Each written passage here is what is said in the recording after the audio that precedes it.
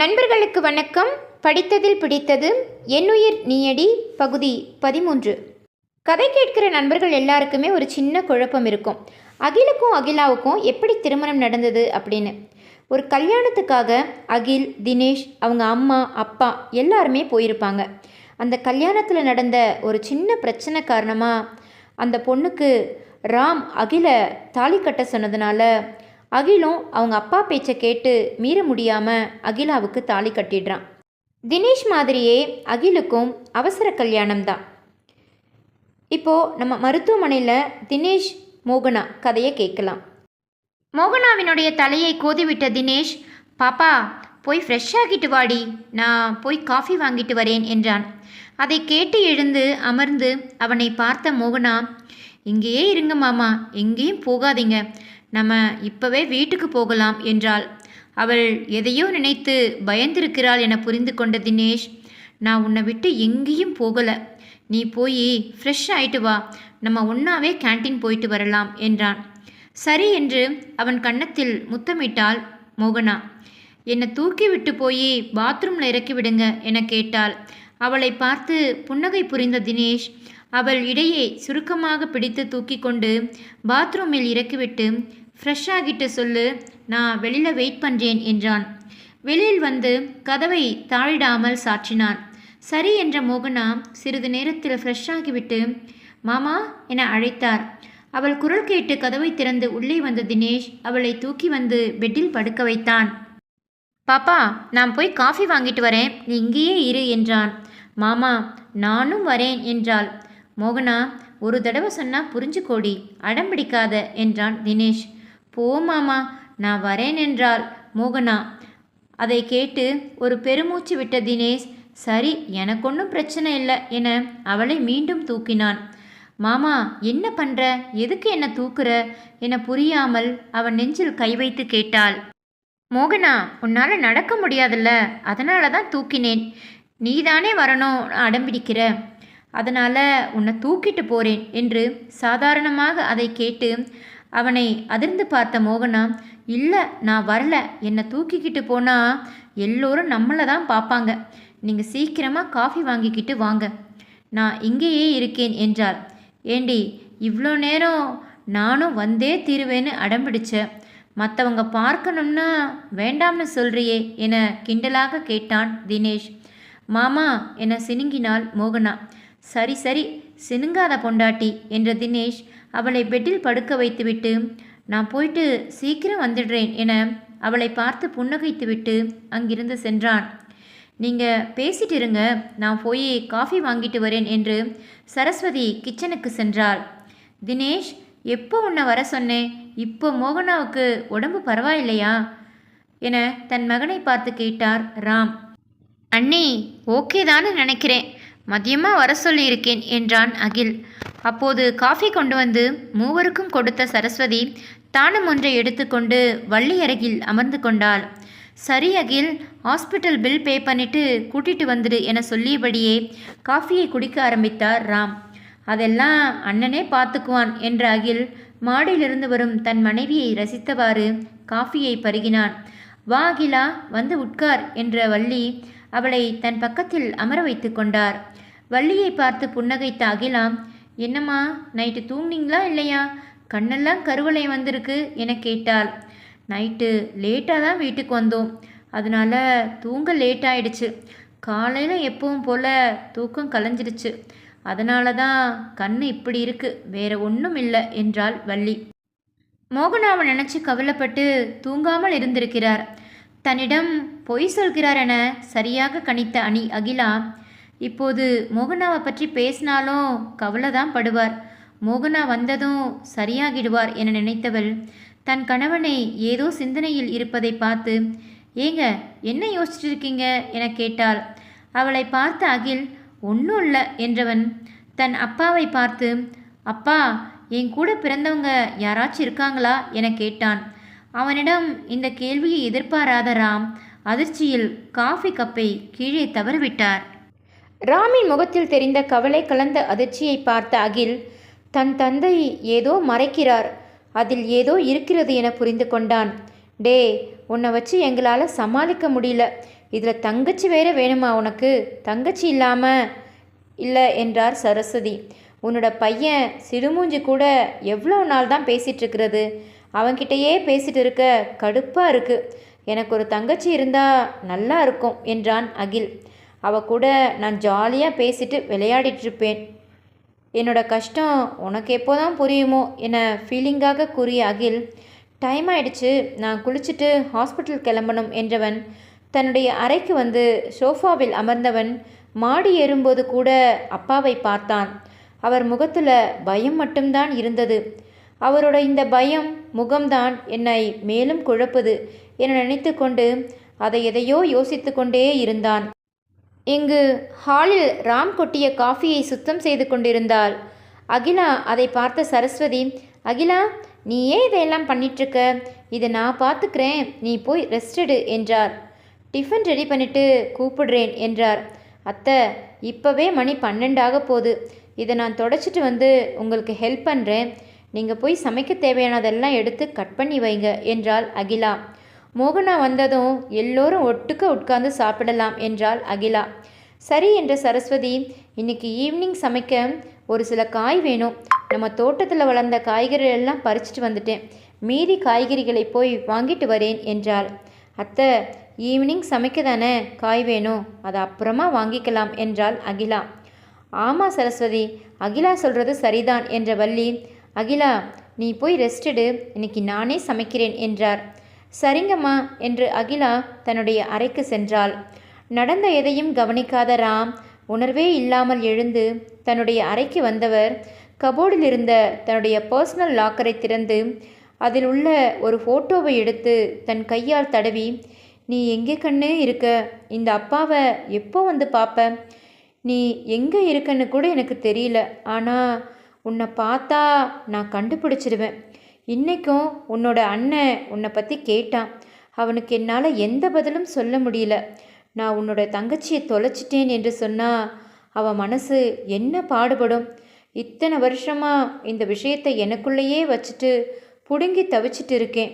உன்னோட அண்ணன் ஏதோ காரணத்தோடு தான் உன்னை பற்றி கேட்டிருக்கான். உன்னை நான் சீக்கிரமாக கண்டுபிடிக்கணும் என நினைத்தவர் அந்த ஃபோட்டோவை லாக்கரில் வைத்து பூட்டிவிட்டு தன் மகளை கண்டுபிடித்து தர சொல்லி கேட்டிருந்த ஒருவருக்கு கால் செய்தார். இங்கு தங்கள் அறைக்கு வந்த அகிலா தன் கணவன் ஷோபாவில் உட்கார்ந்து எதையோ ஆழ்ந்து யோசித்து கொண்டிருப்பதை பார்த்து அவன் அருகில் வந்து அவன் தோளை தொட்டார். ஏங்க, உங்களுக்கு என்ன ஆச்சு? நானும் பார்த்துட்டு தான் இருக்கேன். எதையோ யோசிச்சுட்டே இருக்கீங்க. அப்படி என்ன யோசனை என கேட்டாள். அது ஒன்றும் இல்லை என்றான் அகில். ஹாஸ்பிட்டலில் அகிலன் ஜாடையில் இருக்கும் ஒரு பெண்ணை பார்த்தான். பார்த்ததிலிருந்து தன் ஜாடையில் இருந்த காயத்ரி யார் என்று யோசித்து தனக்குள்ளேயே யோசித்து மறைத்து வைத்து கொண்டான். தன் மனைவியை பார்த்து, நாளையிலிருந்து மெடிக்கல் ஷாப்புக்கு வேலைக்கு போகணும், அதை எப்படி அம்மா கிட்ட சொல்கிறதுன்னு யோசிச்சுட்டே இருக்கேன் என்றான். ஓ என்ற அகிலா ஏதோ யோசனை தோன்ற, ஏங்க நான் ஒன்று சொன்னால் தப்பாக நினச்சிக்க மாட்டீங்கல்ல என கேட்டாள். சொல்லு அகிலா, நான் தப்பாலாம் நினச்சிக்க மாட்டேன் என்றான். அகில் அவனை பார்த்து புன்னகைத்த அகிலா கபோர்டிலிருந்து நகையை எடுத்து வந்து அவன் கையில் கொடுத்து, இந்த நகையை விற்று நாமளே ஒரு மெடிக்கல் ஷாப் வைக்கலாம் என்றாள். அதனால் நமக்கு ஒரு எக்ஸ்பீரியன்ஸ் கிடைச்ச மாதிரி இருக்கும். நீங்கள் என்ன சொல்கிறீங்க என கேட்டாள் அகிலா. நீ சொல்கிறது ஐடியா நல்லா தான் இருக்குது. ஆனால் அதுக்கு உன்னோட நகையை வச்சு தான் இதை பண்ணணுமான்னு யோசிக்கிறேன் என்றான் அகில். என்னங்க நீங்கள் இதை போய் பெருசாக யோசிச்சுட்டு இருக்கீங்க? நீங்கள் நல்லா சம்பாதிச்சா இதை விட நிறைய நகைகள் வாங்கி தர போகிறீங்க. யோசிக்காமல் வாங்கிக்கோங்க என்றாள் அகிலா. அதை கேட்டு புன்னகைத்த அகில், சரி இந்த நகையை எடுத்த இடத்துலையே வை, நான் அண்ணன்கிட்ட பேசிட்டு எடுத்துக்கிறேன் என்றான். என்ற அகிலா அதை கபோர்டில் வைத்துவிட்டு அவன் மாடியில் வந்து அமர்ந்து நெஞ்சில் சாய்ந்து கொண்டாள். அவளை அணைத்து கொண்ட அகில், என்னுடைய செல்லத்திற்கு இன்னைக்கு என்ன ஆச்சு? பண்ணுறதெல்லாம் வித்தியாசமாக பண்ணுற என கேட்டான். நான் எப்பவும் போல தான் இருக்கேன், நீங்கள் கோபப்படாதீங்க. நான் உங்கள் பக்கத்தில் வராமல் இருந்தேன், இனிமே நான் இப்படித்தான் இருப்பேன் என்றாள். நாமளும் நம்ம வீட்டுக்கு ஏதாவது பண்ணணுங்க. தினேஷ் மாமா மட்டும் தனியாக கஷ்டப்பட்டு சம்பாதிக்கிறார், அவங்களுக்கு உதவியாக நாம் இருக்கணும் என்றாள் அகிலா. நானும் அதை யோசிச்சு தான் இருக்கிறேன். நம்ம 2 பேருக்கும் இப்போ 22 வயசு தான் ஆகுது. படிப்பு முடியாமல் நம்மளால் ஒன்றும் பண்ண முடியாது. படிப்பு முடிய இன்னும் 1 வருஷம் இருக்குல்ல. இன்னும் 1 வருஷம் பொறுத்து தான் ஆகணும். அதை நான் பார்த்துக்கிறேன். நீ அதை பற்றி யோசிக்காத. உனக்கு யோசிக்க ஒரே ஒரு வேலை மட்டும்தான் இருக்குது என்றான் அவள் காதை கடித்து. அப்படி என்ன வேலைங்க? நீங்கள் என்ன வேலைனாலும் சொன்னாதானே இப்போ இருந்தே அதுக்கு தயாராக இருக்க முடியும் என கேட்டாள் அகிலா. இந்த வேலை ஈஸியான வேலை தாண்டி. என்னுடைய குழந்தைய சுமந்து பெத்து கொடுக்கணும் என்றான் அகில் சீரியஸாக. அதை கேட்டு முகம் சிவந்து அவனை நிமிர்ந்து பார்த்த அகிலா, என்னங்க இப்படி பேசுறீங்க என அவன் நெஞ்சில் அடித்து அவன் சட்டை பட்டனை கழற்றினாள். ஏய், என்னடி பண்ற என அகில் பதட்டமாக கேட்டான். அவன் தான் சட்டை பட்டனை கழட்டுவதை பார்த்து, நீங்கள் தான் குழந்தை வேணும்னு கேட்டீங்க, அதுக்காக தான் வேலையை பார்க்கிறேன் என கிண்டலாக கூறினாள் அகிலா. அவளை செல்லமாக முறைத்த அகில், நாம் இன்னும் காலேஜே முடிக்கல, இதுக்கெல்லாம் இன்னும் நேரம் இருக்குது, அவசரப்படாதே. அதுவும் இல்லாமல் இப்போதான் அண்ணனை அண்ணி புரிஞ்சிக்க முயற்சி பண்ணி வாழ்க்கையை ஆரம்பிச்சிருக்காங்க. ஸோ நமக்குள்ள இப்போதைக்கு இதெல்லாம் வேண்டாம் என்றான். அவனை நிமிர்ந்து பார்த்த அகிலா, எனக்கு புரியுதுங்க, நான் சும்மா தான் உங்களை கிண்டல் பண்ணுறேன். நீ சொல்கிற மாதிரி படிப்பை முடிச்சுட்டு நம்ம வாழ்க்கையை ஆரம்பிக்கலாம் என்றாள் புன்னகையுடன். என தானும் அவளை பார்த்து புன்னகைத்த அகில், நான் உன்னை முழுசாக எடுத்துக்க இன்னும் கொஞ்ச நாள் ஆகும். அதுவரை உன்மேல் வர ஃபீலிங்கை கண்ட்ரோல் பண்ணி கிஸ் மட்டும் பண்ணுகிறேன் என்றவன் அவள் உதட்டை சிறை செய்து தன் ஆதிக்கத்தை அவன் காட்ட ஆரம்பித்தான். காஃபி வாங்கி கொண்டு வந்த தினேஷ் மொபைல் அடிப்பதை பார்த்து தன் பேண்ட் பாக்கெட்டிலிருந்து ஃபோனை எடுத்து காலை அட்டன் செய்தான். சொல்லு மச்சி, என்ன இவ்வளோ காலையில் ஃபோன் பண்ணியிருக்க என கேட்டான். அதை கேட்டு டென்ஷனான வசந்த், எரும மாடு, ஃபோனை அட்டன் பண்ண இவ்வளோ நேரமாடா? உனக்கு எத்தனை முறை கால் பண்ணுறது என கோபமாக கேட்டான். சாரி மச்சி, நான் ஹாஸ்பிட்டலில் இருந்தேன். காலையில் மோகனாவுக்கு கால் வலின்னு அழுதா, அதில் ஃபோன் வந்ததை கவனிக்கலை என்றான். என்னடா சொல்கிற? எனக்கு ஒன்றுமே புரியல. ஹாஸ்பிட்டல் இருக்கியா? மோகனாக்கு என்னாச்சு? ஏன் என்கிட்ட சொல்லவே இல்லை என கோபமாக கேட்டான் வசந்த். அதை கேட்டு ஒரு பெருமூச்சு விட்ட தினேஷ், நேற்று மோகனாவுக்கு அடிபட்டிருந்தது, இன்று காலையில் நடந்தவரை கூறி நானே ரொம்ப பயந்துட்டேன் மச்சு. அதில் சத்தியமாக என்ன பண்ணுறதுன்னே எனக்கு புரியல. அப்புறம் எப்படி உனக்கு கால் பண்ணுவேன் என கவலையாக கூறினார். என்னடா இவ்வளோ அசால்ட்டாக இருந்திருக்கு, பார்த்து வரமாட்டாளா என்ற வசந்த், இப்போ எப்படி இருக்கா என கேட்டான். இப்போ பரவாயில்ல மச்சி என்றான். தினேஷ், சரி எந்த ஹாஸ்பிட்டலில் இருக்க என வசந்த் கேட்க, அவன் எதற்கு கேட்கிறான் என புரிந்து கொண்ட தினேஷ், அப்போலோவில் தான் இருக்கிறேன் என்றான். நானும் நேற்று அங்கே தான் இருந்தேன் என நினைத்த வசந்த், சரி மச்சி, நான் 10 நிமிஷத்தில் அங்கே வரேன் என சொல்லிவிட்டு காலை கட் செய்தான். யார்கிட்ட மாமா பேசிகிட்டு இருந்தீங்க? போன காதில் வச்சா எடுக்கவே மாட்டீங்க போல. இப்போவும் எனக்கு ஆறிப்போன காஃபி தான் தருவீங்களா என பாவமாக கேட்டாள் மோகனா. ஸோ சாரி பாப்பா, சாரி, வசந்த் கிட்ட தான் பேசிகிட்டு இருந்தேன் என்றவன் காஃபியை ஒரு கப்பில் ஊற்றி அவன் கையில் கொடுத்தவன் அவள் அருகில் அமர்ந்து கொண்டான். அதை வாங்கி கொண்ட மோகனா, அண்ணன் என்ன சொன்னாங்க என கேட்டாள். உன்னோட அருமை போலீஸ் அண்ணன் உன்னை பார்க்க இப்போவே வரான் என்றான் கிண்டலாக. பாருங்க மாமா, அண்ணனுக்கு என் மேலே இவ்வளோ பாசம் என்றால் பெருமையாக. அதுவும் சொல்லுவேன், இதுக்கு மேலேயும் சொல்லுவேன்.